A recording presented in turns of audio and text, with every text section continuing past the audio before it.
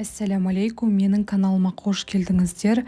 Бүгін сіздерге ауызашардың 5-ші күніне арнап осындай тещин язык деп аталатын салатты және де шөлді қандыратын керемет болып шығатын лимонад және де молочная девочка деп аталатын торттың жасалу жолымен бөлісетін боламын.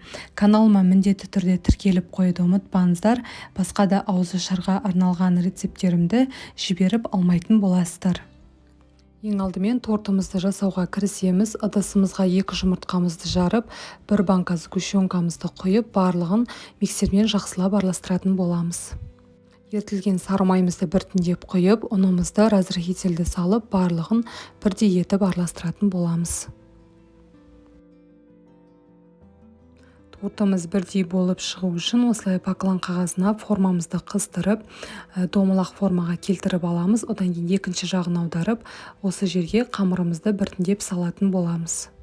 Бізде формамыз 6 корж шығу қажет. Сол үшін әр формамызға тек қана 3 ас қасық көлемінде қамырымызды салып, бірдей етіп тегістеп аламыз.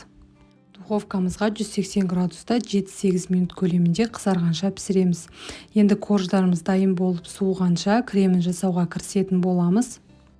500 мл 33%-дан жоғары сливкемізді, творожный сыр, сахарный пудрамызды салып, барлығы бірдей етіп араласқанша араластырамыз. Одан кейін осындай қоюлықта болу қажет. Креміміз орнынан қозғалып тұрмауы қажет. Міне бізде 6 коржымыз суыды. Енді тортымызды жинауға кірісетін боламыз. Кольцомызды тортымызға осылай кигізіп аламыз. Сол кезде тортымыз біркелкі әдемі болып шығатын болады. Әр корждарымызға кремімізді жағып, барлығын осылай кезек-кезек жасай отырып, барлық тортымызды жинап шығатын боламыз.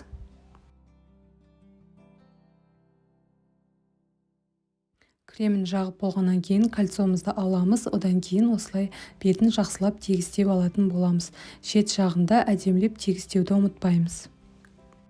Мен кондитерский магазиннен осындай арнайы ораза қабыл болсын деген жазуы бар трафарет сатып алдым. Осыны торттың бетіне қолданатын боламын. Бетіне осындай қызыл красительді әдемілеп сеуіп шығатын боламын. Одан кейін ақырындап, абайлап, яғни трафаретті алатын боламыз. Міне бізде осындай қызыл әдемі жазу пайда болады. Шет жағына әсемдік үшін вафельный стружки пайдаландым. Тортымыз міне осындай болып шығады. Енді тещин язык деген салатымызды жасауға кірісеміз. Баклажанымызды тұздамаймыз, тек жуып алып, осылай жіңішкелеп, яғни кесіп алатын боламыз.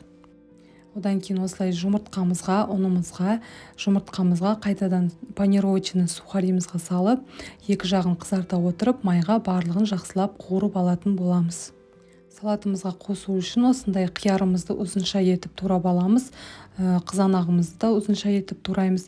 Укропымызды ұсақтап турап, қызыл бұрышымызды және де осындай фетакса деген сырымызды ұзынша етіп турап аламыз.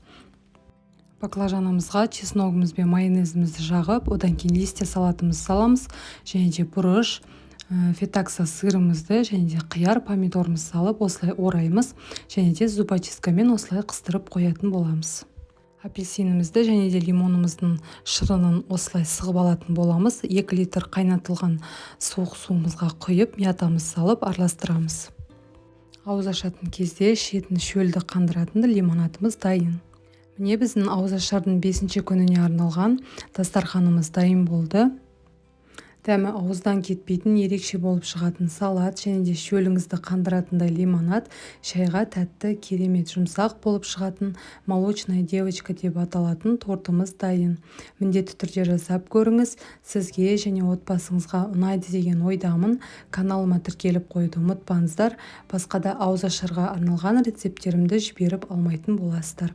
Ұстаған оразаларыңыз қабыл болсын.